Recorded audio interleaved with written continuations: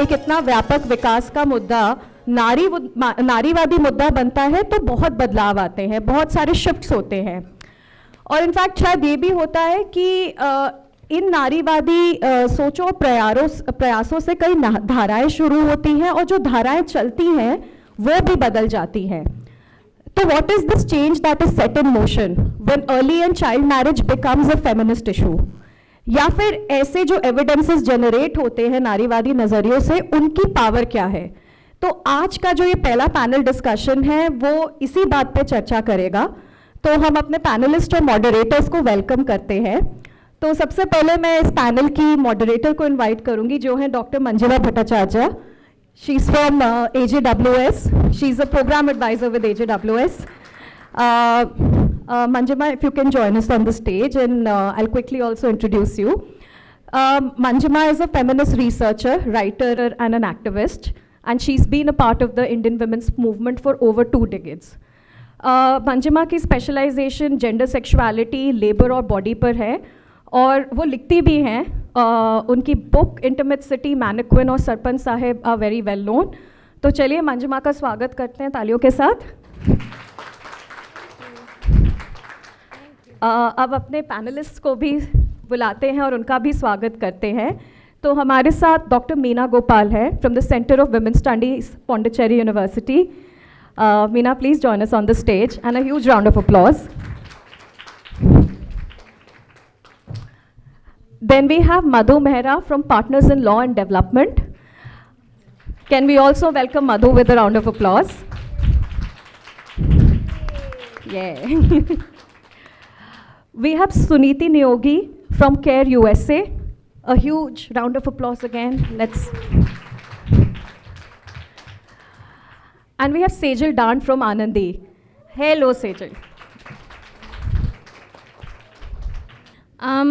सो ये सेशन का नाम है, बहुत ही भारी भरकम, और एक्चुअली ये 4 सेशन का एक सेशन लग रहा है बनाया गया है।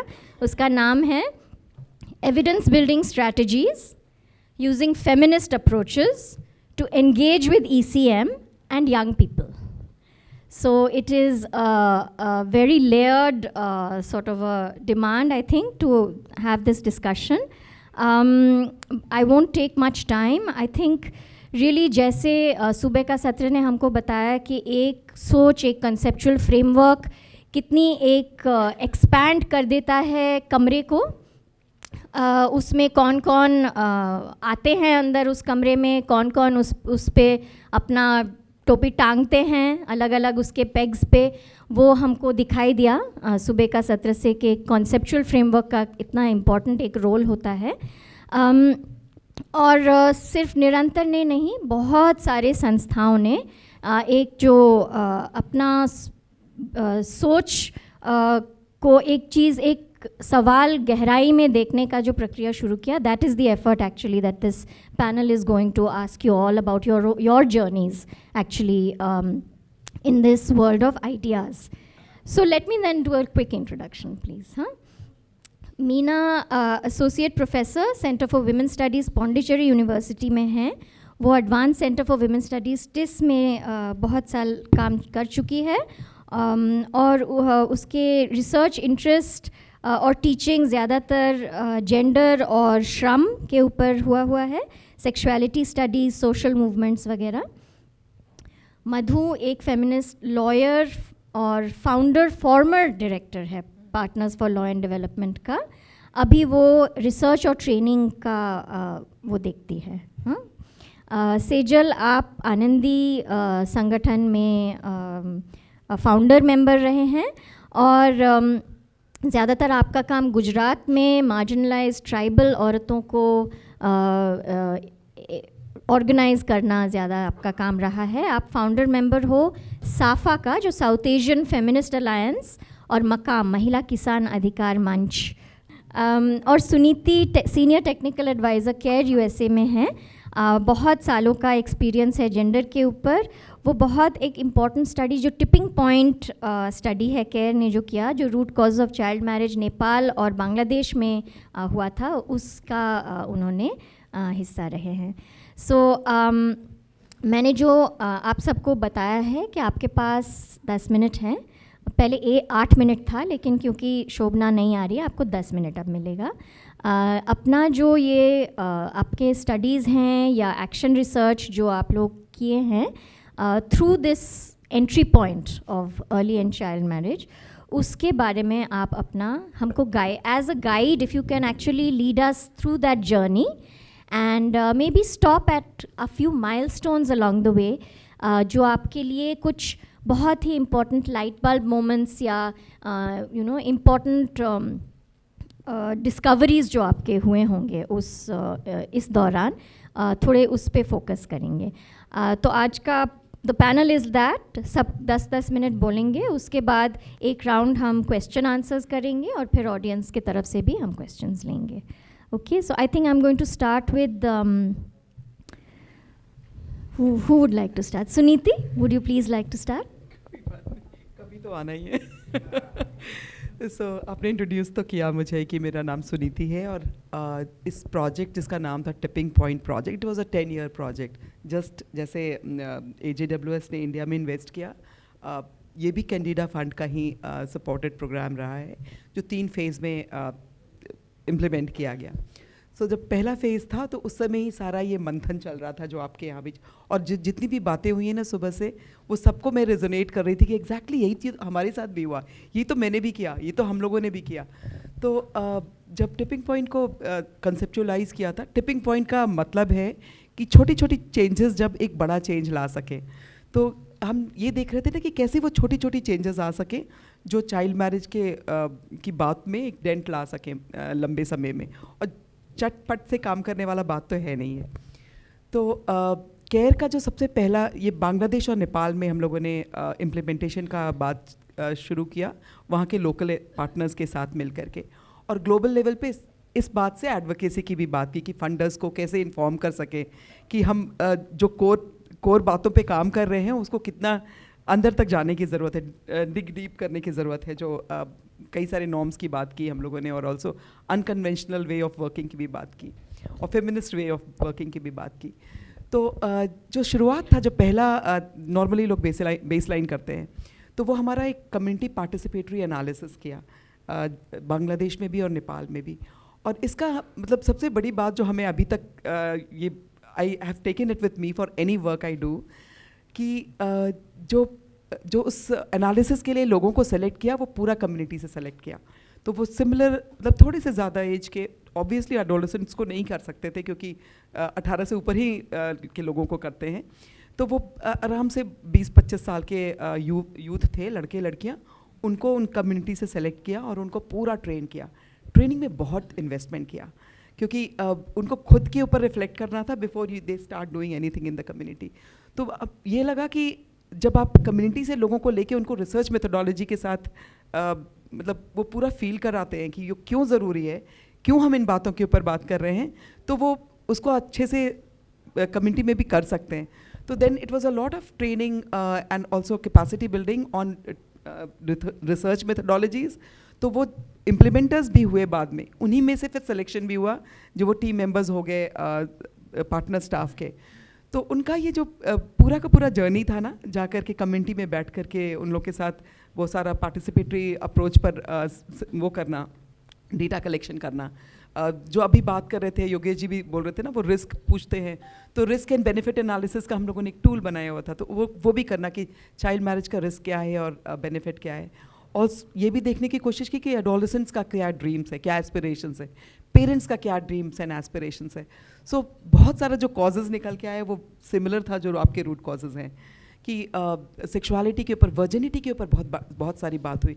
बांग्लादेश की भी कम्युनिटी बहुत लाइक ऑर्थोडॉक्स है, और नेपाल में भी बहुत like even sexual and reproductive health को इतना ज़्यादा बोलते नहीं कम्युनिटी लेवल पे।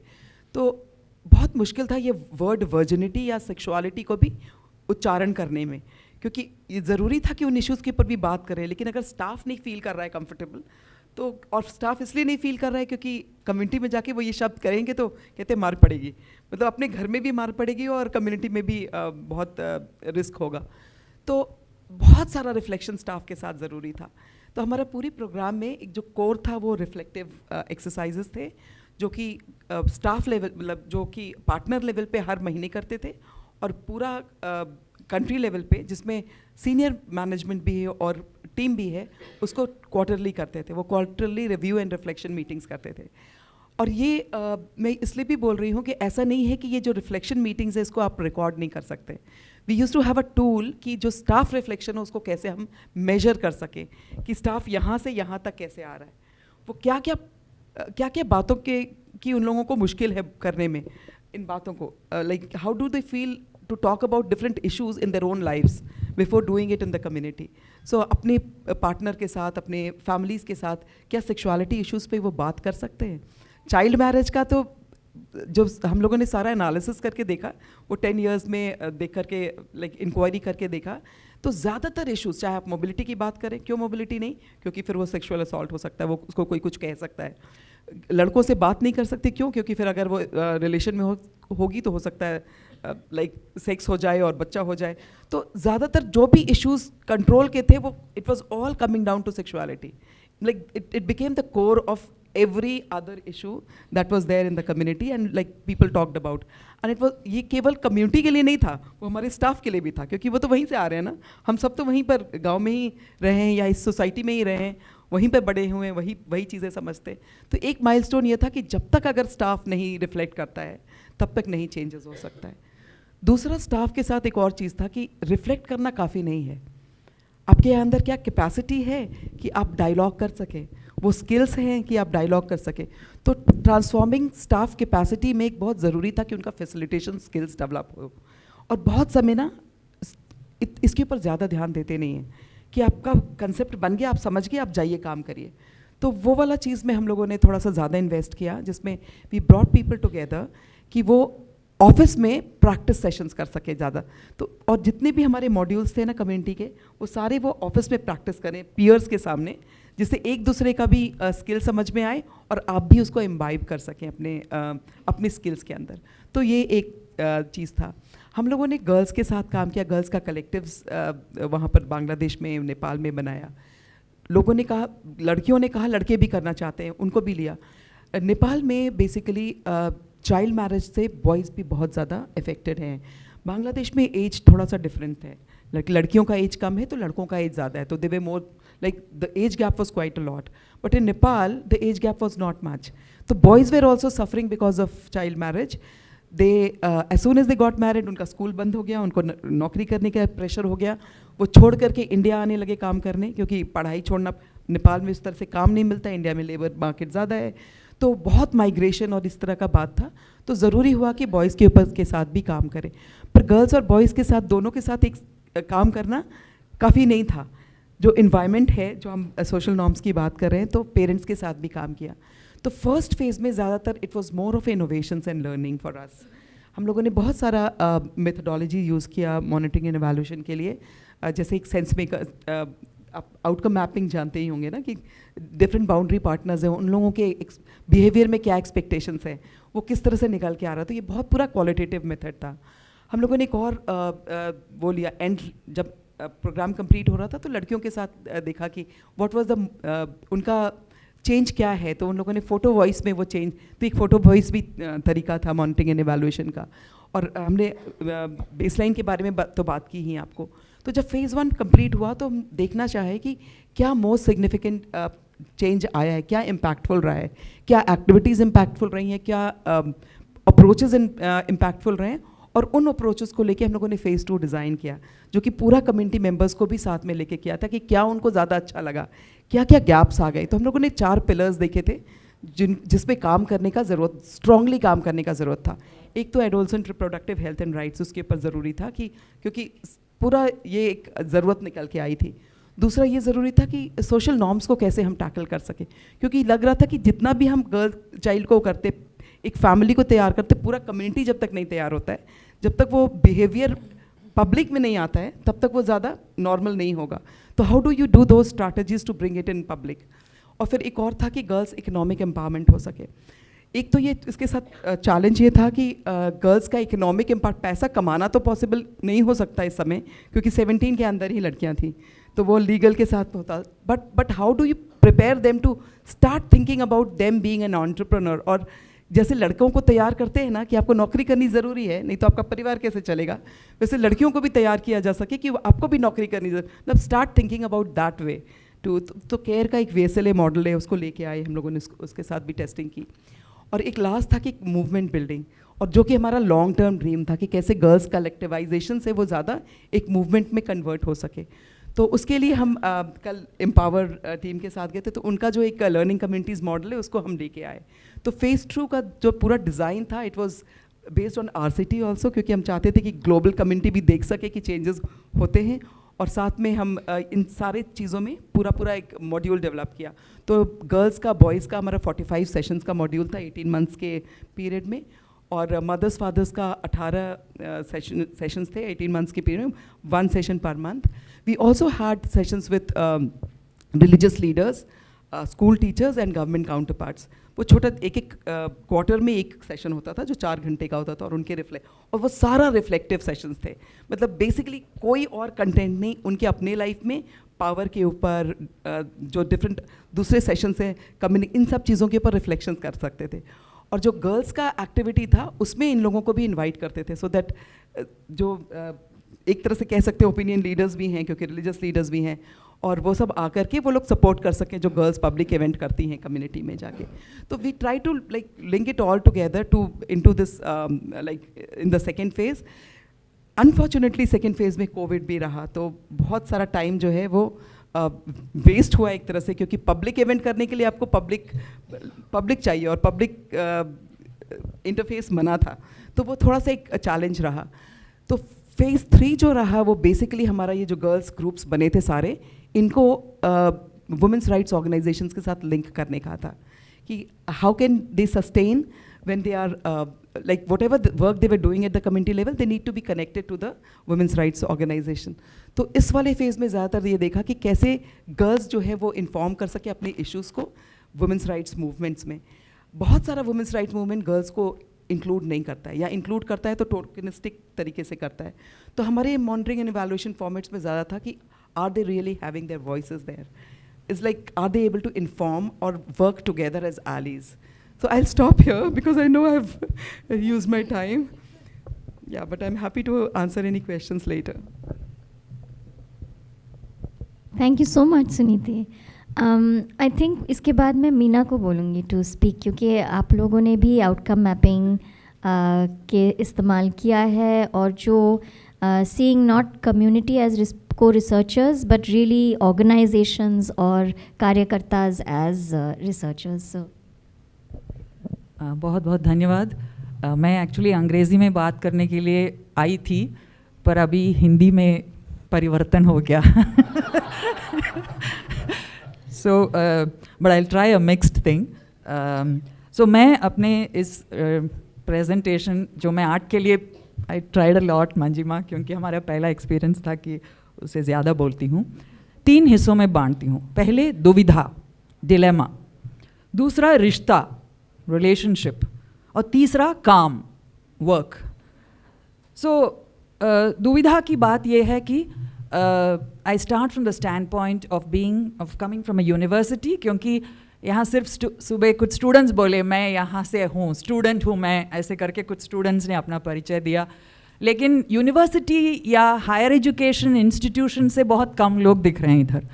लेकिन हम सबका रिश्ता रहा है, काफ़ी लोग यहाँ हैं जो पढ़े हैं या उससे रिश्ता रख रहे हैं। तो मैं उस स्टैंड पॉइंट से, उस क्षेत्र से, उस जगह से बात करती हूँ कि मैं एक महिला अध्ययन संस्था से हूँ जो कि महिला आंदोलन से अपना बहुत गहरा जुड़ाव रखता है, keeps a very deep relationship with the women's movement for building theory, यानी अपनी एक समझ समाज के बारे में, जेंडर के बारे में, और उसका प्रैक्टिस यानी उसका लागू करने का जो प्रक्रिया है।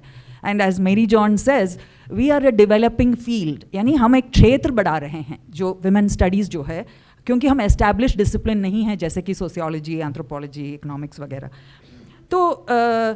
तो यहाँ हमारा पढ़ने पढ़ाने के अलावा रिसर्च का बहुत अहम महत्व है। तो research becomes a very important aspect which is very attractive and उसमें ख़ास तौर पे मैं कमीशन रिसर्च पर बात करना चाहती हूँ, क्योंकि वही दुविधा को मतलब हमारे ज़िंदगी में लाई है। एंड कमीशन रिसर्च यानी किसी का तय हुआ रिसर्च एजेंडा, वो आप करो। तो हम the instrumentalism that Javed spoke in the morning, हम भी एक इंस्ट्रूमेंटलिस्ट क्षेत्र में हैं, लेकिन हम उससे क्या कर सकते हैं, क्योंकि हमारी एक महिला आंदोलन की एक राजनीति भी है, तो क्या कर सकते हैं अपन।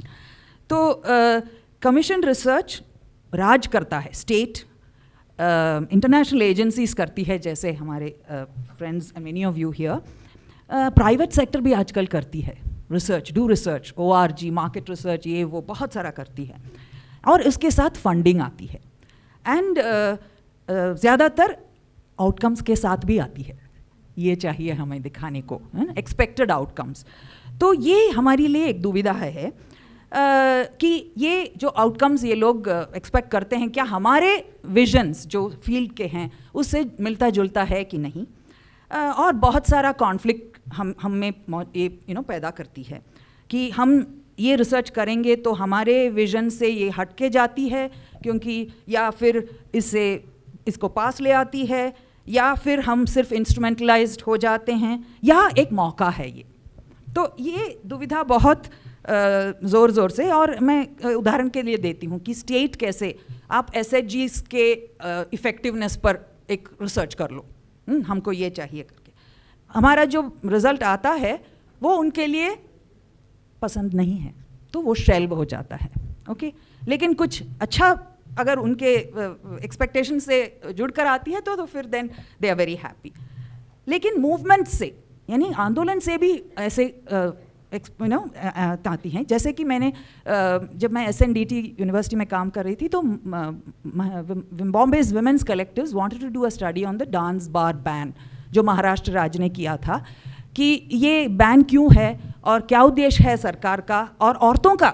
सो the people, the women, what are they saying. तो ये हमारे लिए एक मौका था कि हम लेकिन ये जो मौका हम और भी चीज़ें पैदा किया कि for instance we had debates around caste, sexuality and labour, कि सेक्स वर्क को लेकर काफ़ी लोगों को दिक्कत है, हमारे दलित बहुजन साथियों को बहुत दिक्कत है, क्योंकि ये एक कास्ट बेस्ड इशू है, जो आप लोग जो ऑटोनमस फेमिनिस्ट हो इसको मतलब दोहराना चाहते हैं वगैरह वगैरह। तो ये भी एक चीज़ है। और मैं एक बात कहूँगी जो सब जुडिस है, लेकिन ये स्टडी करने के बाद हमको एक पार्लियामेंट्री कमेटी के सामने पेश करना पड़ा, तो वो एक बहुत बड़ा मौका था। सो स्टेट का, लेकिन वो प्रोजेक्ट का क्या हुआ, दैट इज़ अंडरस्टूड। तो अब मैं तो ये दुविधा है, दुविधा के होते हुए मैं दूसरी चीज़ पर आती हूँ, जो रिश्ता हुआ। तो हमारे AJWS के साथ ही आए हमारे साथ और कहा कि हमें इंटरेस्ट है एक फेमिनिस्ट संगठन, फेमिनिस्ट संस्था जो एजुकेशन यूनिवर्सिटी में बसा हुआ है, उनसे हमें एक रिसर्च की ज़रूरत है। तो हमें लगा अरे थोड़ा और ये मॉनिटरिंग एंड इवैल्यूएशन को लेकर है, जिसके बारे में मुझे कुछ नहीं मालूम, हमारे साथियों को भी कुछ नहीं मालूम, लेकिन हम एक टूल है आउटकम मैपिंग जो आजकल बहुत चल रहा है, उसको हम फेमिनिस्ट तरीके से क्यों ना इसको करें। तो मुझे लगा क्यों ना करें, मतलब और या करें क्या। तो मैं संकोच और चाहत के बीच में अटकी थी कि किस तरह से इसको आगे ले जाए, क्योंकि क्या है कि हमें संकोच है कि किस तरह से हम बदलाव को मापेंगे, ये क्या चीज़ है। बदलाव तो होता रहता है हमारे काम से, ऐसे हम उम्मीद करते हैं, हाँ, और वी वर्क लाइक दैट, पर ये क्या है। तो ये लेकर बहुत बड़ा संकोच था। लेकिन हायर एजुकेशन इंस्टीट्यूशन को आजकल सर्वाइवल के लिए, पता नहीं आपको कि public education is deep crisis, I mean Mary has written a lot about that, कि पैसों की ज़रूरत है, रिसोर्सेज की ज़रूरत है। तो AJWS बहुत अच्छा रिसोर्स और पर्सपेक्टिव है। तो the university was very happy, although I was skeptical and my team was skeptical, but we said why not take the opportunity, huh? So the perspective is attractive, but we are being commissioned to do something, तो क्या करें, लेकिन we were welcome। तो यहाँ से एक रिश्ता शुरू हुआ कि और apart from the fact that हमारे मतलब काफ़ी feminist researchers, Panjima's from the women's movement, and she's part of an international agency, and that's also attractive. So feminist researchers अगर इंटरनेशनल एजेंसीज में हैं, उनके पर्सपेक्टिव हैं, तो वो भी एक बहुत बड़ा हमारे लिए एक अट्रैक्शन था। दूसरा कि हम 28, 19, 29, 30 संगठनों के साथ हमारा जुड़ाव होने वाला है, और जिसमें से बहुत सारे हैं इधर जो कि जिनके साथ जो लंबी लड़ाई में लगे हुए हैं, लॉन्ग ट्रांसफॉर्मेशन। ये जो संगठनाएं हैं जो विमेंस मूवमेंट से जुड़े हुए हैं, जैसे कि आवाज़े निस्वा महाराष्ट्र में, शाहीन तेलंगाना में, सहियर गुजरात में, वनांगना यूपी में, महिला जन अधिकार समिति राजस्थान में, MBBCDS वेस्ट बंगाल में, KMVS गुजरात, कुछ ही मतलब मैं बोल रही हूँ, लेकिन आप देख सकते हैं हमारे रिपोर्ट में सबके नाम है वहाँ पे। और इन्होंने हमको काफ़ी कुछ बताया कि महिला अध्ययन क्षेत्र में जो भी हम काम करते हैं वो महिला आंदोलन से ही निकल के आता है। भले ही हमने मैरिज पर उतना काम नहीं किया, फिर भी जो कम्युनल पॉलिटिक्स है यूपी में या गुजरात में या राजस्थान में, या कास्टिस्ट पॉलिटिक्स है महाराष्ट्र में, तेलंगाना में, इनके बारे में समझ हुई। हमारे हर रिसर्च विजिट में जो स्टूडेंट रिसर्चर्स हमारे साथ आए, इतनी सीख मिली उनको कि हमको क्लासरूम से फील्ड में जो जाना है ये रिसर्च प्रोजेक्ट से हुआ। दूसरा है कि अमरपद्धतिक और संग्राम, जो कि इश्यू है कास्ट, सेक्सुअलिटी और लेबर, जो दुविधा में हमको पहले रखा था। I hope I am not shooting off. So उस चीज़ को वहाँ जाकर संग्राम में हम बैठे थे सांगली में, और जो बात हुई हर कलेक्टिव्स के साथ, इतनी मतलब समझ आई कि जो रिसर्चर्स हैं उनको लाइट बल्ब लगा, you know. So these were the sort of things that really meant, और ये जो रिश्ता बढ़ा। लेकिन एक बहुत महत्वपूर्ण चीज़ ये है कि in the women studies sphere we are creating knowledge, हम ज्ञान का उत्पादन कर रहे हैं। लेकिन साथ साथ क्या होता है कन्वेंशनली कि हम लोग देखो, हम लोग रिसर्चर हैं, आप लोग एक्टिविस्ट और कार्यकर्ता हो। This hierarchy which Apeksha spoke about in the morning, ये रहता ही है। तो ये मिटता नहीं है।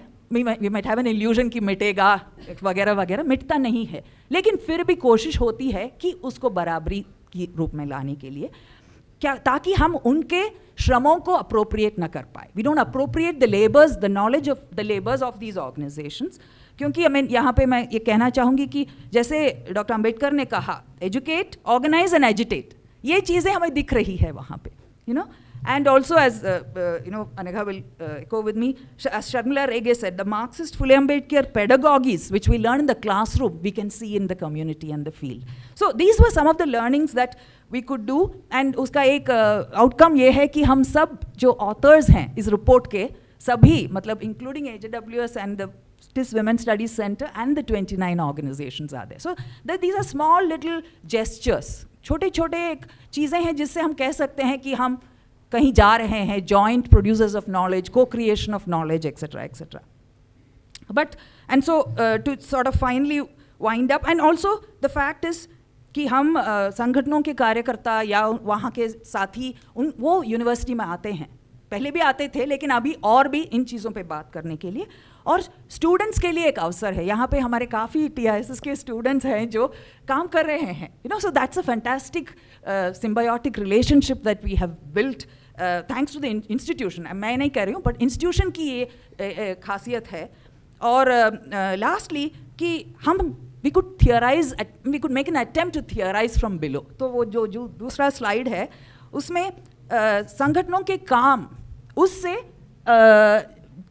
जो जो क्षेत्र में वो काम कर रहे हैं, चाहे एजुकेशन पर हो, लाइवलीहुड पे हो, जेंडर सेक्सुअलिटी पे हो, या फिर संगठित करने की प्रक्रिया हो, इन सब से हम कुछ हमारे जो भी अंडरस्टैंडिंग्स है, bargaining with patriarchy, negotiating marriage, building solidarity, creating autonomy, dignity of labour, critical perspectives on through education for gender sexuality, ये चीज़ें हम कुछ तरीके से जो कहते हैं हमारे feminist understanding, feminist conceptualizing, हम इसमें से निकल कर लेकर आ पाए. So I'll stop with that. Thank you Meena. I think हमारे लिए भी जो आप बोल रहे हो कि क्या रिज़ल्ट होता है वो, if it doesn't suit you then you shelve it. It's a difficult conversation to have, क्योंकि हमने जब ये एक्चुअली प्रक्रिया शुरू किया था हमको लगा कि हम एजेंसी के बारे में बात कर रहे हैं. We are saying we need to move from age to agency. तो और एज और ये चाइल्ड मैरिज क्षेत्र में age at marriage was the indicator of success. But हमको लगा कि इस प्रोजेक्ट के थ्रू हमको नए इंडिकेटर्स मिलेंगे. और जब वो नहीं हुआ then we realise that actually this is not helpful. I mean, actually nobody cares actually about that. I think हमारे लिए भी as a funder, it was a difficult, coming to terms with the fact that actually success, what we say, that small shifts are actually big wins at the grassroots level. छोटे छोटे जो changes होते हैं हर दिन का जो काम में, उसका जो एक far reaching consequences है उसको हमको recognize करना है.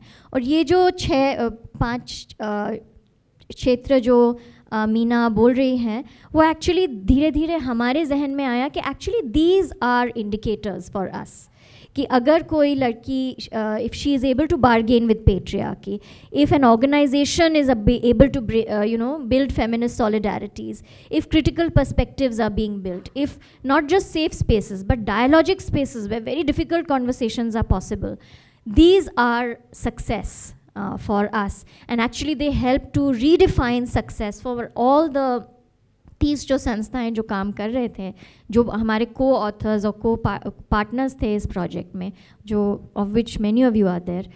It was really an important realization for us, this redefining success for us. So thank you, Meena. हाँ, तो ये एक brief है जो we'll just distribute it. हाँ, thank you, Meena. और with that we move to this side of the table. Have you guys decided who'll go first? Yes. Sejal, please share about your research. I'm going to share about my journey ना. ये light bulb moment के लिए मैं परसों ही हम सब साथ में थे, ऐसे बैठो हमको सोचने हैं लाइट बल्ब मोमेंट, तो 2-3 ट्यूबलाइट भी हैं. वो हाइंड साइड पर जब लाइट होती है तो ट्यूबलाइट होती है ना धीरे धीरे. Anyway, the context is actually हम जहाँ काम करते हैं उसमें 2000 के साल से 5 साल हो गए काम करते. हमें एक मुद्दा जो सामने आता रहा वो एक्चुअली चाइल्ड मैरिज का आता रहा, पर वो लड़कों का था. हमारे वहाँ छोटी उम्र के लड़के की शादी बड़ी उम्र के लड़कियों के साथ करते हैं, यानी 12-13 साल का लड़का, 18 से 22-23 साल की लड़की. तो वो मुद्दा भी आया था क्योंकि महिलाओं पर वायलेंस होता था सेकेंड मैरिज पर. तो हम बड़े इंस्ट्रूमेंटलिस्ट थे, हमें तो महिलाओं की ज़्यादा चिंता थी, महिला संगठन थे तो वायलेंस ना हो, तो अगेंस्ट चाइल्ड मैरिज लड़ते थे. और इट्स जस्ट अप्रोप्रिएटिंग लेबर, बहुत सीधा था. 30% आदिवासी हैं और 70% ओबीसी कम्युनिटी हो गया है जिस इलाके में हम हैं, दाहोद पंचमहल में. तो उधर से शुरू होते होते हमें 20 साल लगे लड़कों को अपने आप में व्यक्ति देखने के. Only in 2020 we started looking at the boys speaking out about उनके क्या अनुभव थे. But this is just to park that issue much earlier. 2008-9 में जो एक बदलाव आता रहा, हमें ये भी समझना चाहिए कि ये कॉन्टेक्स्ट कंसेंट का, शादी का कंसेंट का, जैसे हम मानते हैं आदिवासी इलाकों में ये ऑलवेज प्रेजेंट था, है ना. और 8-9 में हमारे पास 2-3 केसेस आया. अभी हम जब याद कर रहे थे तब गुलीबेन देवगढ़ महिला संगठन की जो न्याय समिति चला रही थी वो कह रही थी वो क्यों सिग्निफिकेंट था. और उसमें ये था कि एक यंग गर्ल को रिश्ता आया था एक आदमी से. He happen to be 35, she happen to be 17, but उसको पसंद नहीं आया. बिकॉज ये शादियां भी बहुत होती हैं, 16 साल की लड़की अपनी पसंद से 40 साल के आदमी के साथ जाती हैं, पर उसको पसंद नहीं था. फिर भी उन लोग आए और उसको घसीट के, फिज़िकली उसकी टेढ़ियाँ रोड पे घसीट के उसको लेके गए. उन्होंने उसका ग्राफिक डिस्क्रिप्शन वापस सुना जैसे कल हुआ था गुलीबेन से.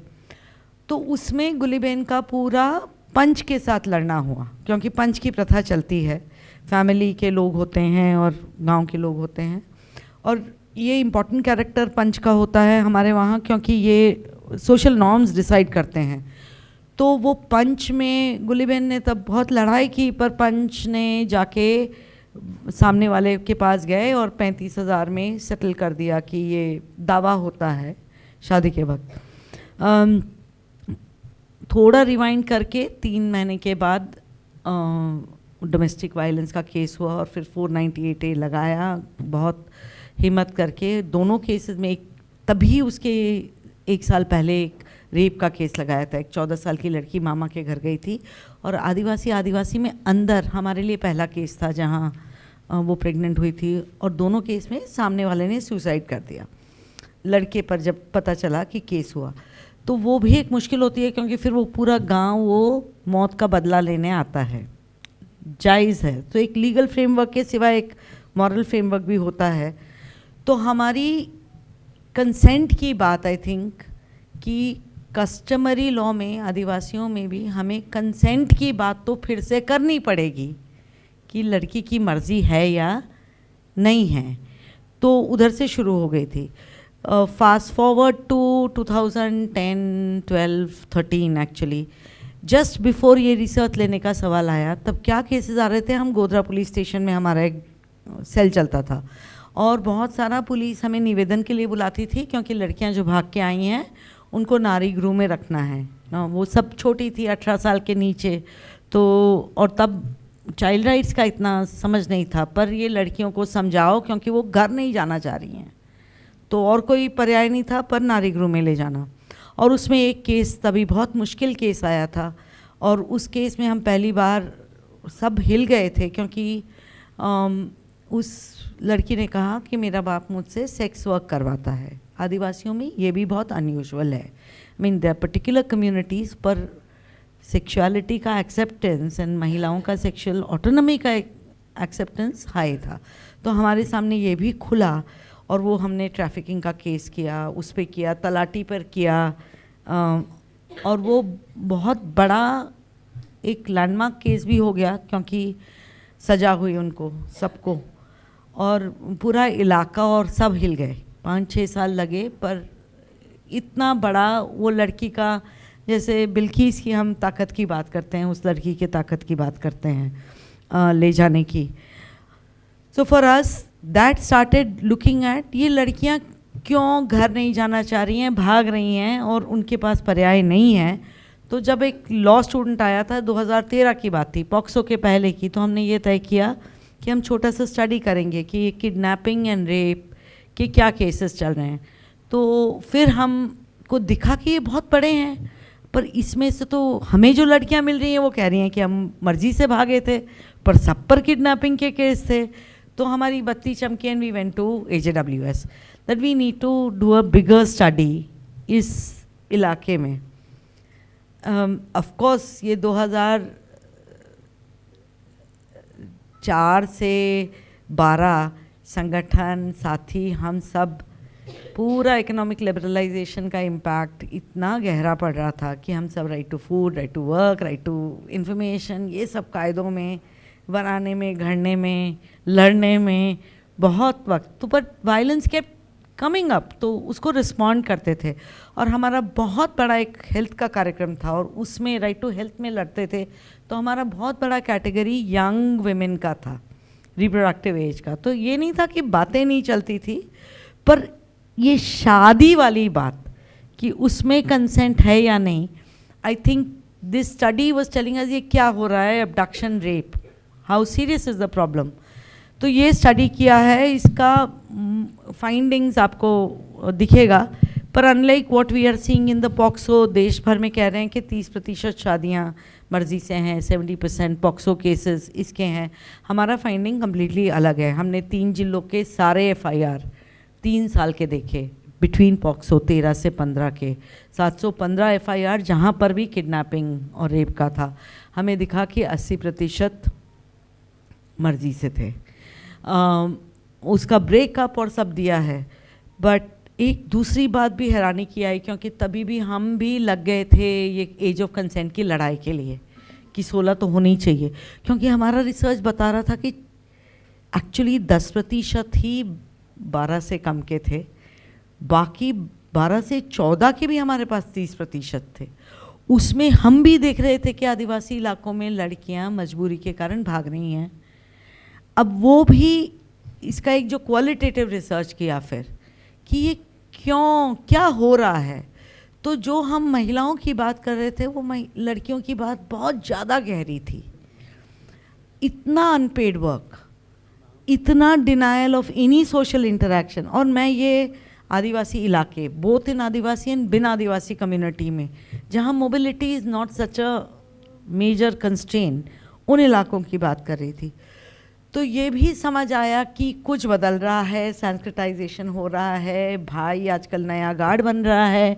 गुजरात में ऐसे भी बहुत ज़्यादा प्रभाव हिंदुत्व का एक पूरा ये भी चला, तो ये भी हमें समझ आता रहा कि हमें इसको एक रियलिटी पॉक्सो की भी है, पर ये हमें लड़ना पड़ेगा इन लड़कियों के लिए भी जहाँ पर वो अपनी मर्ज़ी से जा रहे हैं और क्यों जा रहे हैं। और फिर वो बात क्रिमिनलाइजेशन की कानून ने करना शुरू कर दिया ना, लड़कों को जेल में डालना शुरू कर दिया, लड़कियों को पकड़ने लगा।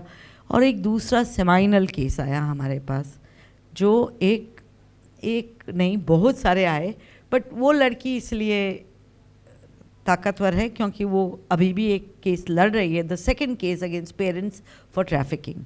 क्योंकि अक्सर ये होता है, also as a organisation we don't deal with छनछोड़ोइंग customary law, we leave it to the संगठन, क्योंकि उस जगह पर हमें हमारा मानना है कि हमारी पोजिशनैलिटी अलग है, तो संगठन चलता है कि नहीं उसके साथ करते हैं। तो द सेकेंड बिग पड़ाव आफ्टर द रिसर्च वॉज कि हमने बात शुरू की कि ये लड़कियां जो भाग रही हैं उस पर दावा की प्रथा होती है, पेनल्टी होती है। जो पहले 35,000 लिया था उसका अभी लाख, 1.5 लाख, 2 लाख, 3 लाख हुआ था। ये कस्टमरी प्रैक्टिस के नीचे क्या हो रहा है, किसको पैसा जा रहा है, क्यों जा रहा है, उसकी कई वजह थी, पर इसका भी नेचर बदलता गया कि ये एक्चुअली पेरेंट्स को नहीं जा रहा है, ये 4-5 जो लोगों के पंच के पैसे बनाने के तरीके हो गए हैं, उनका 3-4 महीने का खर्चा निकल रहा है इससे। और इसलिए दावा प्रथा के लिए संगठन लड़ो।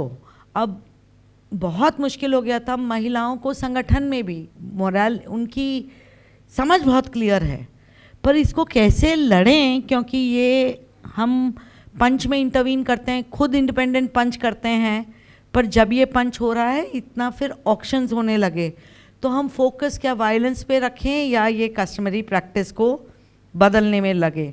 पर इसके कारण जो वायलेंस होता है, ये लड़की का भाग जाना और उसके बाद वो हमारे रिसर्च में लिखा है, बहुत क्वालिटेटिव है, पर उसको पकड़ लाना, फिर से उसकी ज़बरदस्ती दूसरी जगह शादी करवानी, फिर पैसा लेना, फिर इन दोनों को मजदूरी के लिए 20 साल निकल जाने का क्योंकि ये पैसा रिटर्न करना है। पर इससे सिवाय हमारी ये बात संगठन की एक हमारी प्रैक्टिस में ये बदल आ गई कि द महिला संगठन एंड ने लड़कियों को सुनना बहुत एक्टिवली शुरू किया, और हमने ये डायलॉग्स लड़कियों के, महिला संगठन के, पंच के, सरकार के, ये मिक्स्ड डायलॉग्स की ये जगह इसकी बात होनी चाहिए। इसके साथ साथ एक रिस्पांस पॉवर्टी का होता ही है, बहुत सारी हमारी लड़कियां ड्रॉप आउट होती थी, ये एग्रीकल्चर लेबर में जाती थी, उस स्थिति का वायलेंस एक अलग बात थी, पर वहाँ जाना इसलिए भाग जाना या पटेलों के घर पे बेच देना और पैसा लेना, ये सब साथ में चलता है। तो ये कंसेंट की बात हमें पहले ही समझ आ गई थी कि this has to be at the heart of it, not as. Also to look at opportunities for girls.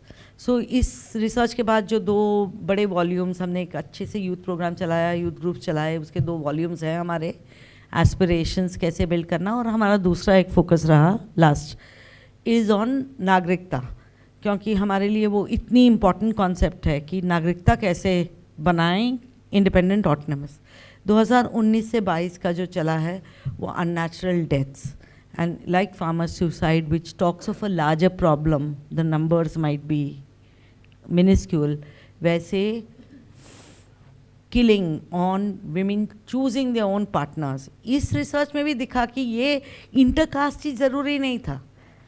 हमारे पास 38% केसेस ऐसे थे जो विद इन द कम्युनिटी लड़के भागे थे, but it just that the women are exerting their own sexuality. तो वो दावा मांगना, ज़बरदस्ती फिर बेचना, ये मटेरियल बेसिस इसका इकोनॉमिक है, ये समझ आ गई। और ये लास्ट जो हमने रिसर्च किया अननेचुरल डेथ के पैटर्न्स, कैसे ये अननेचुरल डेथ बोलना पड़ रहा है, सुसाइड हैं, बहुत सारे मर्डर्स भी हैं, और एक कम्युनिटी वायलेंट हो रही है, इसका हमने स्टडी किया। सो संगठन ने 2019 से इस बात को जोर से उठाया है। महिला युवती संगठन अब ऑर्गेनाइज होके अपनी खुलकर चॉइस कंसेंट की बात, मर्जी की बात, पिंजरा तोड़ की, नाटक द्वारा स्कूल्स में जाके, so in our practice also it's change and we have come back to a kind of now developing a new thing, because I think the economic and the material basis for girls to be independent, from moving from unpaid work to paid work very quickly agriculture setting से, ये एक बहुत important, जैसे education एक marker होगा कि आप कितने साल स्कूल रहते हो, तो अनपेड वर्क से पेड वर्क में कितने जल्दी जा सकते हो, वो आपको अब ज़्यादा नेगोशिएटिंग पावर पेट्रियार्की के साथ देगा। ये हमारी समझ बनी है। Thank you Sejal. मधु? कोशिश करूंगी 10 मिनट में। बहुत लंबा सफ़र रहा है और बहुत लाइट बल्ब मोमेंट्स हैं, तो उसमें भी चुनना मुश्किल है, पर ये जो जर्नी हमारी पीएलडी की रही इस दौर में चाइल्ड मैरिज को लेकर, रिसर्च के ज़रिए, रिसर्च, मोबिलाइजेशन और कोएलिशन बिल्डिंग, तो इसमें एक्चुअली मैं इस इतिहास से पहले एक चीज़ बोलना चाहूँगी, क्योंकि वनीता भी इधर बैठी हैं, कि चाइल्ड मैरिज के ऊपर हमारे काम करने का कोई इरादा नहीं था। एक बार वनीता से खूब बात हुई जब वो फोर्ड में थी कि चाइल्ड मैरिज पर कुछ काम किया जाए लॉ को लेकर, तो हमने कहा कि नहीं नहीं, ये तो इशू हमारा बिल्कुल हमारे दायरे से बाहर है, वी आर नॉट इंटरेस्टेड।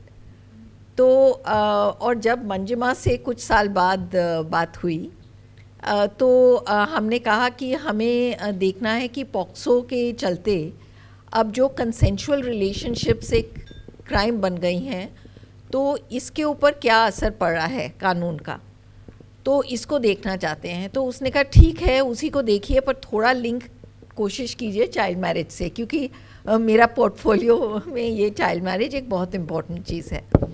तो वी सेड चलो देखते हैं, एंड उसके चलते हमारी पहली जो स्टडी थी वो थी कंसेंशुअल रिलेशनशिप्स की समझ बनाने के लिए। तो हमने क्राइसिस इंटरवेंशन ग्रुप्स के साथ कोलैबोरेटिवली एक फील्ड स्टडी की, जिसमें हम लड़कियों की लाइफ जर्नी समझना चाह रहे थे कि रिलेशनशिप से पहले, रिलेशनशिप के दौरान, और जब क्राइसिस उनके ऊपर हुआ, जब ये पकड़ा गया कि उनकी रिलेशनशिप है, और उसके आगे क्या हम समझना चाह रहे थे कैसे प्ले आउट होता है, इसमें लॉ का क्या रोल है। और आई थिंक उस स्टडी में भी हमें बहुत सीख मिली, और 2-3 चीज़ें जो हमें महत्वपूर्ण लगती हैं कि ये जो फील्ड स्टडी में हमने हमेशा कोशिश की है, और इसमें भी हम खुद लड़की से नहीं मिलते या विक्टिम से नहीं मिलते।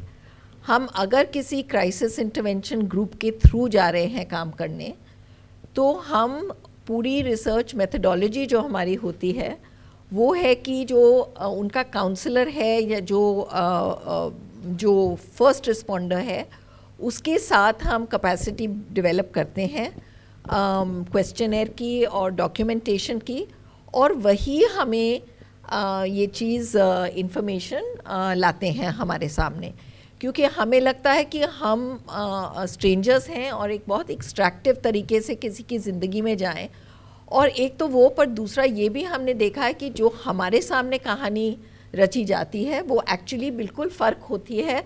बाद में काउंसलर कहेगा नहीं एक्चुअली ये तो कहानी ही नहीं थी, तो इट्स अ परफॉर्मेंस। तो उसको देखते हुए हमने हमेशा इस ज़रिए हमने अपना कलेक्शन किया है। और दूसरी हमारे को जो लगता है खूब सीख मिली इज़ कि जब हम किसी इशू में इंक्वायरी कर रहे हैं फील्ड लेवल पर, तो हम क्राइसिस पॉइंट हमारा केंद्र नहीं है इंक्वायरी का। उसके पहले उस पर्सन के बारे में सब कुछ जानना, क्राइसिस पॉइंट को समझना, और उसके बाद क्या उसकी ज़िंदगी है उसको। तो अगर, क्योंकि हमें लगता है हमारी फाइंडिंग्स शायद बहुत फ़र्क होती अगर हम केवल क्राइसिस को केंद्र में रखते, और हमें उस पर्सन और माहौल के बारे में खूब समझ आता है, और उस क्राइसिस का लाइफ लॉन्ग असर औरतों और लड़कियों पर क्या पड़ता है उसकी भी समझ बनती है।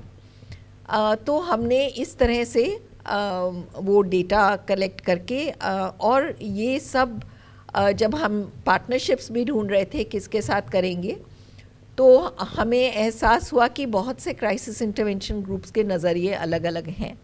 तो वो ढूंढना जो हमारे नज़रिए को समझ रहा है नॉन जजमेंटल स्पेस से, दूसरा जो क्षमता रखते हैं कि डेटा कलेक्ट करने में, और तो ये कुछ चीज़ों को नज़र में रखते हुए हमने पार्टनरशिप्स बनाई और उनसे खूब सीख मिली, क्योंकि एक्चुअली ना तो हमें ऑथेंटिक स्टोरीज़ मिलती, ना तो हमें कम्युनिटीज़ और इंडिविजुअल रियलिटीज़ के बारे में उतना समझ बनती अगर हमारे पास इस तरह की संस्थाएं नहीं होती जो हमें ये नज़रिया दे सकते हैं, क्योंकि वो उधर काम करते हैं।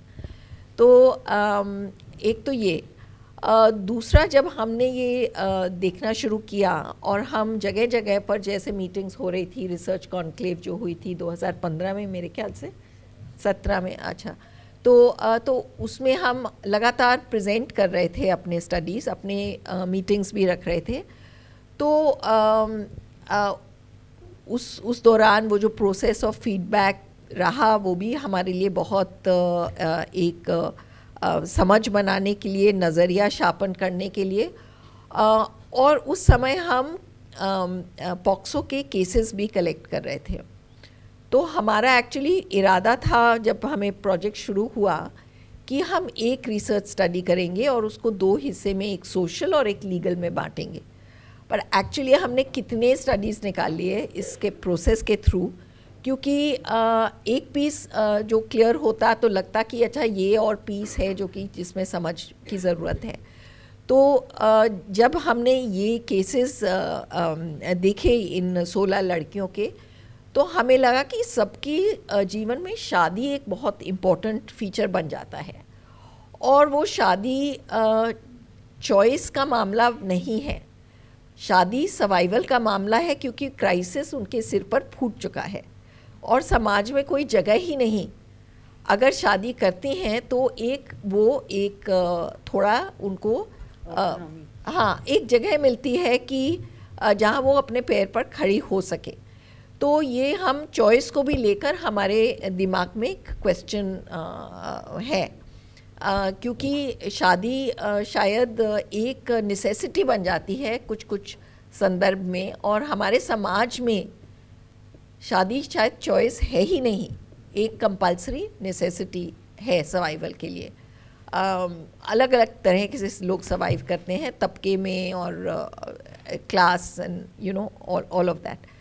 तो उस दौरान जब हम अपनी रिसर्च लीगल रिसर्च को भी देख रहे थे तो हमें कोई क्लियर पिक्चर नहीं नज़र आ रही थी, तो हम उसको age on the back burner रख रहे थे। और उसके बीच में हमें जब हमने चाइल्ड राइट्स ग्रुप से जब हमारी कंसल्टेशंस हुई, हमने एक मीटिंग टिस में की थी, एक दिल्ली में की, साउथ में की, ईस्ट में की, तो वहाँ तो यही सुनने को मिल रहा था, हम तो चाइल्ड मैरिज के केसेस कर रहे हैं, हम तो रोक रहे हैं चाइल्ड मैरिज। तो लॉ में लोगों की एक बिलीफ थी उसकी वैल्यू की। तो हमने जो हमने केस लॉ देखा था उसमें हमें लॉ और चाइल्ड मैरिज रोकने का कनेक्शन कोई नहीं नज़र आ रहा था। तो हमने कहा अगर इतने लोग हमें बोल रहे हैं कि लॉ हम यूज़ कर रहे हैं, शादियां रोक रहे हैं, तो हमने फिर वो डॉक्यूमेंटेशन एक्सरसाइज की जहाँ संस्थाएं जो लगभग काफ़ी स्टेट से संस्थाएं आई जिन्होंने चाइल्ड मैरिज रोकी है, और उनके साथ हमने दिल्ली में कंसल्टेशन की थी, जिसमें हम ये जानना चाहते थे आप किस तरह के केसेस करते हो। और वो बहुत डिटेल्ड क्वेश्चनेयर फॉर्मेट था जिसमें उन्होंने डेटा, जो बहुत बार एक स्टोरी समझाने में, बताने में ये कुछ इम्पोर्टेंट एस्पेक्ट्स छूट जाते हैं। तो जब वो डेटा हमने देखा और उन्होंने प्रेजेंट किया और उसके बाद हम वापस गए उनसे क्लैरिफिकेशंस लेने, तो हमारी दूसरी रिसर्च स्टडी निकली जो grassroots experiences of using the law है, चाइल्ड मैरिज लॉ, जिससे हमें समझ आया कि एक्चुअली कोई लॉ का इस्तेमाल कर ही नहीं रहा है। लॉ की आड़ में वो निगोसिएशन कर रहे हैं और लॉ की आड़ में अपनी जगह और मजबूती से नेगोशिएट करने की वो व्यवस्था बनाई हुई है उन्होंने। और लॉ, क्योंकि उनको भी लगता है कि लॉ से लड़कियों के जीवन में बहुत हार्म होगा, क्योंकि उनके पेरेंट्स भी पकड़े जाएंगे और जेल होगी, तो वो बहुत एक इंटरेस्टिंग रहा, क्योंकि हमें सब तरफ से वो एक तरह से सबको एक कलेक्टिव समझ बनी जो भी उस प्रोसेस से जुड़े हुए थे कि हाँ, जो हम कह रहे हैं कि हम लॉ यूज़ कर रहे हैं, हम एक्चुअली फॉर्मल लॉ नहीं यूज़ कर रहे फॉर प्रोसिक्यूशन। और एक जो दूसरा लेयर हमें समझ आया कि जब संस्थाओं से पूछा आप कैसे एक केस को में कूद पड़ते हैं, आप क्यों एक केस, जब आपके सामने इतने केस हैं, क्यों एक केस को आप उठाते हैं, तो उन्होंने सब ने ये कहा कि जब हम लड़की से पूछते हैं कि वो इस शादी में रहना चाहती है कि नहीं, वो कहे नहीं, तभी हम जाते हैं। तो एज, कम्युनिटी ग्रुप्स के लिए ये एज का इशू इतना क्रिटिकल नहीं था। उनकी नज़र में जब तक लड़की नहीं मजबूत है लड़ने के लिए, तब तक वो नहीं केस को उठाते। और केस को उठाना, चाहे आप नेगोशिएशन लेवल पर ही उठाएं, बहुत रिस्क हैं फैमिलीज़ पर, लड़की पर और सोशल वर्कर्स पर। तो और हमने ये भी उस स्टडी में समझ हमारी निकली कि शायद सबसे ज़्यादा हाई रिस्क एजेंसी है पुलिस, जिसके पास इतनी सत्ता है, पर अगर लड़कियां जाती हैं पुलिस या प्रोटेक्शन ऑफिसर के पास तो उनको सबसे कम सपोर्ट वहाँ से मिलेगा और शायद बैकलैश भी सबसे पहले वहाँ से निकल के आएगा। तो आई थिंक ये हमें एक स्टेट स्ट्रक्चर के बारे में समझ बनी, संस्थाओं के चाहे वो बहुत क्लियर आर्टिकुलेटेड नहीं था, पर वो किस नज़रिए से काम करते हैं, उनके क्या आधार हैं, वो समझ बनी। और तब विद सम कॉन्फिडेंस हम गए अपने केस लॉ रिसर्च को समेटने। और मैं केस लॉ रिसर्च के बारे में भी कुछ कहना चाहती हूँ, जो हमारे 10 minutes are up, okay, 1-2 line में कह देती हूँ कि केस लॉ रिसर्च में हमने जो देखा कि ज़्यादातर जो केस लॉ लीगल रिसर्च होती है वो कितनी लिमिटिंग है, क्योंकि हम भी एक रिसर्च ऑर्गेनाइजेशन की तरह ज़्यादातर ये देखते हैं ये केस सक्सेसफुल हुआ कि नहीं, और उसके आधार पर हम कहते हैं ये कानून काम कर रहा है कि नहीं। और इसी तरह से बहुत से रिसर्च के नतीजे ये रहे हैं कानून को और मजबूत करो। और हमें सबसे ज़्यादा समय ये लगा कि इस रिसर्च डेटा को हम किस तरह से ऑर्गेनाइज करें कि हमें एक कहानी नज़र आए। और आई थिंक वो हमारी एक बहुत यूज़फुल सीख रही और बहुत इंटरेस्टिंग रही, और उसका काफ़ी अब हम देख रहे हैं उससे नया नज़रिया निकला लॉ के ऊपर। और मैं तो इसकी भी एक मतलब आगे अगर कोई सवाल उठें तो ये जो सोशो लीगल लेंस हमने खुद एहसास किया, इट वाज नॉट डिज़ाइन, हमारे पास कोई नहीं था, और पर अब करने के बाद एक बहुत अच्छा महसूस होता है, कॉन्फिडेंस है।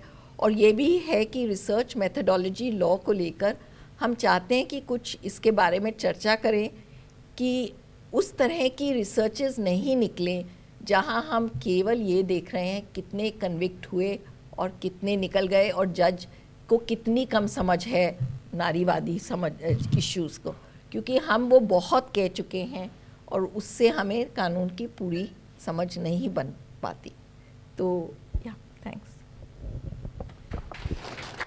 थैंक यू मधु।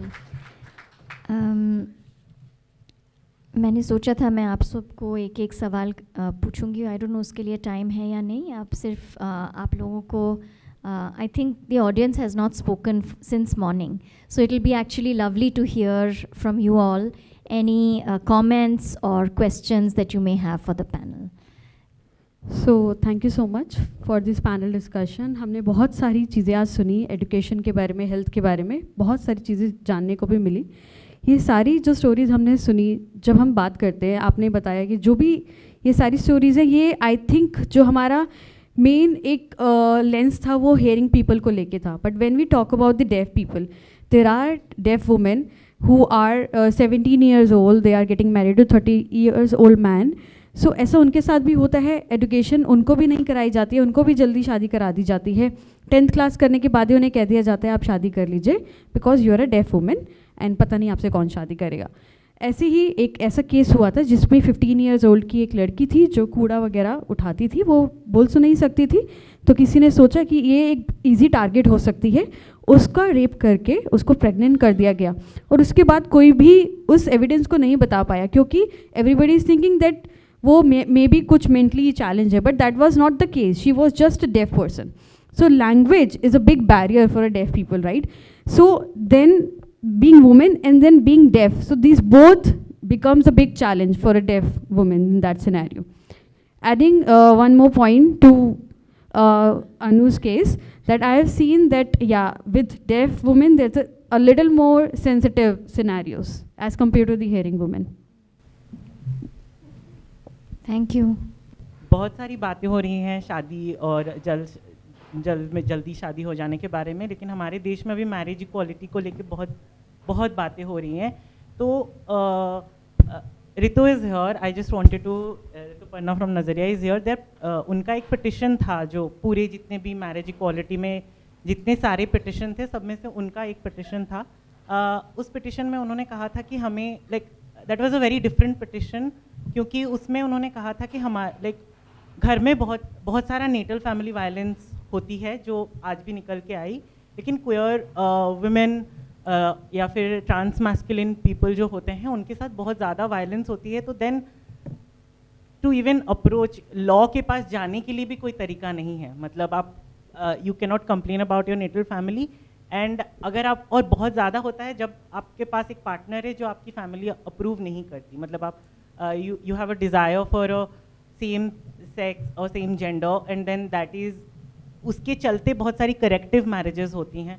तो उसके लिए आप लॉ के पास कैसे जाओगे, क्योंकि आपकी जो शादी है that is only not it's not legitimate in front of the law.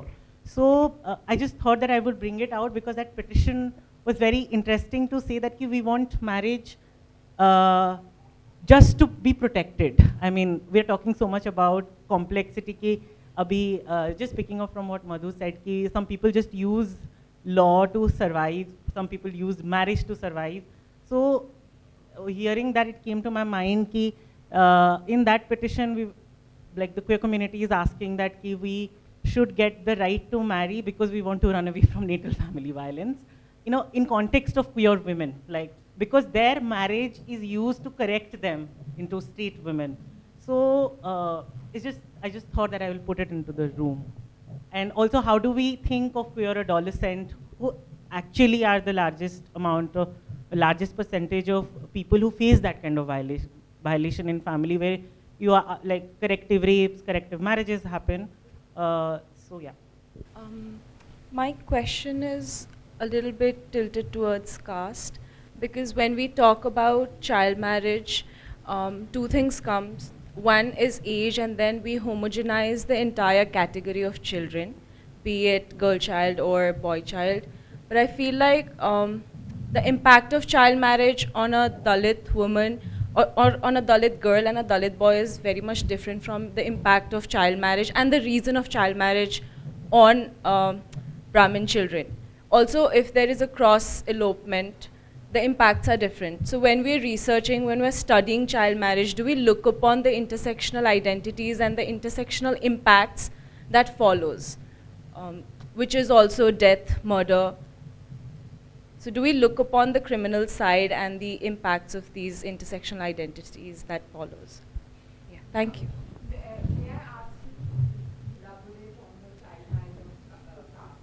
For example, the reason for a Dalit child to get married at a very early age would be different than the reason for a Brahmin child to get married at an early age, because the structure of their community, the structure of the family, the reason their family wants their child, it could be that a Brahmin child would be forced into child marriage for the sake of their culture, that your sexuality has to be preserved primarily.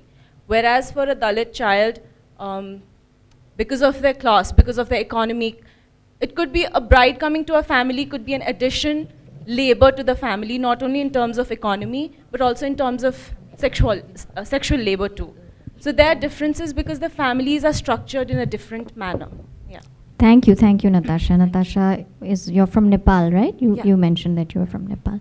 Okay, I think और थे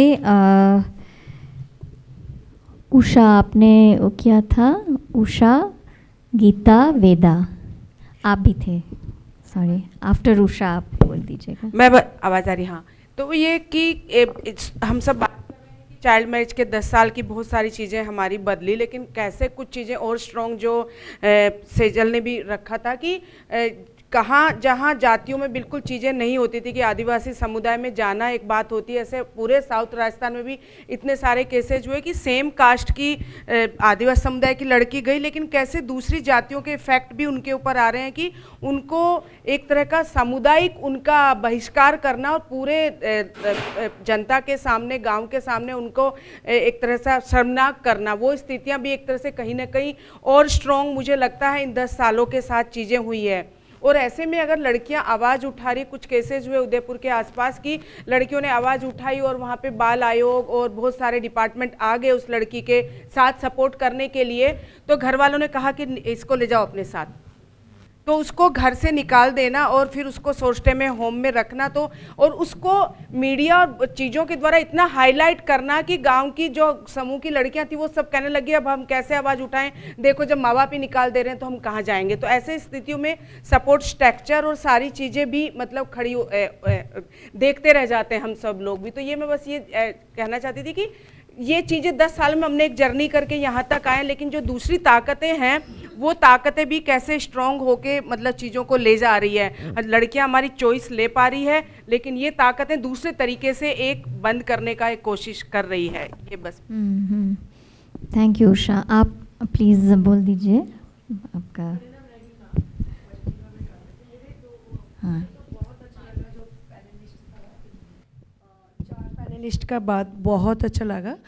मेरे एक है कि मैं जब लड़की के साथ काम करती हूँ और उनका पेरेंट के साथ भी, तो एक ही उनको गोल है कि मैरिज ही एक ऑप्शन है, देखते हैं। लेकिन अभी ना जो चेंजेस आ रही है कि हम खुद कमाएंगे, पढ़ेंगे, लिखेंगे, ये सब करेंगे, लेकिन उनका अपॉर्चुनिटी मिलना बहुत मुश्किल हो जाता है। तो उसके बारे में थोड़ा सा आप बात रख सकते हैं।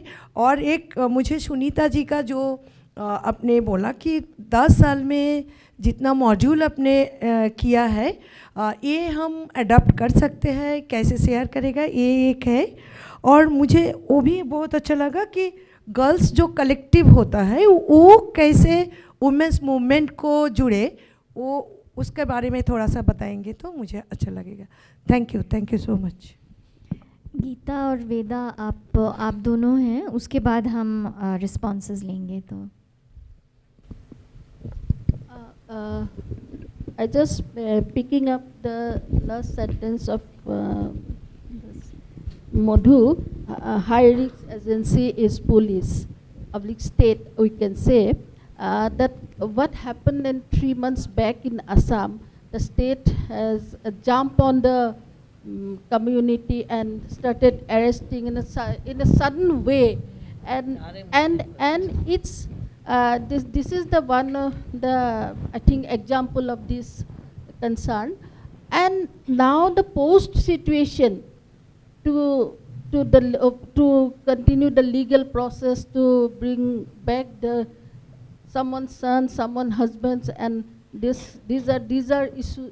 Those issues are all is there, and it just which touched me once in the field, And the both, the daughter-in-law and this mother of the boy goes to the police, went to the police and just request, stop our free ration for coming 2-3 months, because for the to get the bail they have to have the money. It's not happening without money. So they said that you stop our free ration for couple of months or forever, but please bring us back our son. So these are the this loopholes in the implementing law.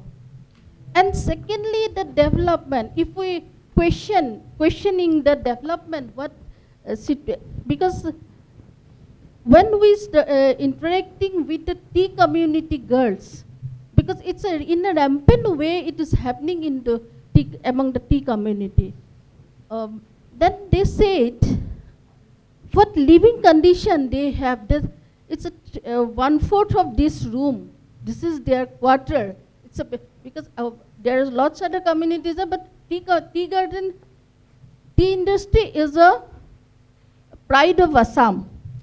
It's internationally known, and but the main laborer, their living room is like that. Only 1/4 of this room, and they are staying with the young parents, the adolescent girls, and with the siblings. They're struggling for their space, no space. And then it comes to their mind, if I get married, then I may get my own space. So this is again as a pinpoint.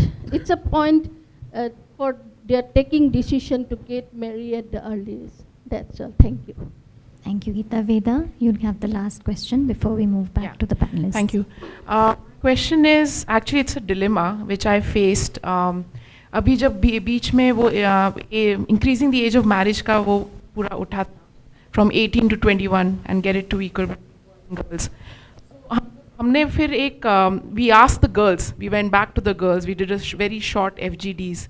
And वहाँ पे लड़कियाँ जो बोल रही थी, there were a lot of girls who actually said, नहीं दीदी ये तो अच्छा है कि अगर हमें एक स्पेस मिल जाता है नेगोशिएशन के लिए और भी बड़ा, कि नहीं अब तो 21 साल का हो गया. Now whether law is an enabler or not, we all know. So as maybe Sejal you can answer, Dr. Meena you can answer that, how do you reconcile, especially जब पैरवी के मुद्दे होते हैं, कि जब आप अपने constituency के behalf में अगर कुछ sign भी कर रहे हैं, and if that constituency is saying कि नहीं ये तो अच्छी चीज़ है, पर यहाँ पे जो पूरा एक मुहिम चली थी कि नहीं उसको increase करना चाहिए, then what do you do? Thank you. बहुत सारे कमेंट्स भी थे जो जनरल रिस्पांस था और कुछ सवाल थे, तो आप सब अगर you just take 2 minutes to see किस बात पे you would like to respond, और if you are not able to give a full response now, please we can do it at tea. So Suniti. Thank you so much.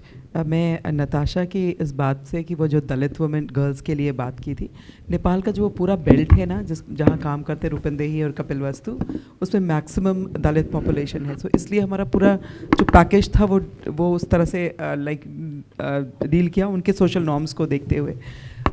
Covid के साथ जो बात रम्या ने पूछा, उसमें बहुत मुश्किल हुआ सही में, क्योंकि 18 महीने का मॉड्यूल था और उसमें ऑलमोस्ट 6-7 महीना तो पूरा लॉकडाउन था. तो बहुत ही मुश्किल था कि गर्ल्स का कैसे. हम लोगों ने कोशिश की थोड़ा सा कि पता करें कि किसके पास फ़ोन नंबर्स हैं, कैसे कर सकते हैं. तो नेपाल में तो उन लोगों ने एक उसके साथ डील करके किया था कि वो लोग गर्ल्स जुड़ सके. तो फ़ोन अलग अलग जगह पे, कई जगह ये था कि गांव के अंदर आप मूव कर सकते हैं, बाहर नहीं, क्योंकि उस गांव में कोविड नहीं आया था. तो थोड़ा था कि हम गांव में कर सकते हैं, पर बाद में वो भी रिस्ट्रिक्शन हो गया. तो बहुत मुश्किल हुआ थोड़ा. कुछ सेशंस हम लोगों ने फिर वो किया, चेंज किया. उसमें से एक था कि how do I manage my stress, ये वाला एक सेशन था जो कि बहुत पसंद किया गया दोनों जगह पे, because they were all very much stressed at that time कि छोटी छोटी कैसे क्या चीज़ें कर सकते थे. Shared it with parents also, उस प्रकार का. कोविड के कारण हमें पैकेज को शॉर्ट भी करना पड़ा कि जो 18 महीने का था, देखा कि कौन कौन से सेशंस 2 एक साथ जा सकते हैं। जब ओपन हुआ तो फिर उसको थोड़ा सा, और ये सारी चीज़ें क्योंकि वो RCT था तो बहुत असर पड़ता है कि आप कैसे, मतलब पहले आपने कुछ और सोचा था, फिर बाद में कुछ और सोचा। सोशल नॉर्म्स के ऊपर हमारे 6 सेशंस थे, 6 मतलब पब्लिक एक्टिविटीज़ थी, तो जो गर्ल्स फैसिलिटेट करने वाली थी, और वो सेशंस के हिसाब से खुद ही डिसाइड करती थी कि किस टॉपिक पे करेंगे और कैसे करेंगे। तो वो सारा का सारा चेंज किया। बांग्लादेश में उन लोगों ने क्या किया कि वो पोस्टर्स बना बना के अलग अलग जगह लगा दिए, और ये कहा कि जो भी कोई आएगा तो वो कोई कुछ लिख जाएगा बाद में, तो एटलीस्ट कंटैक्ट ना लोग, मतलब ये कहने की भी बात है कि गर्ल्स के अंदर इतना सारा इनोवेटिव थिंकिंग है, वो हम लोगों को नहीं पता था, तो वो एक लर्निंग हमारा भी हुआ साथ में।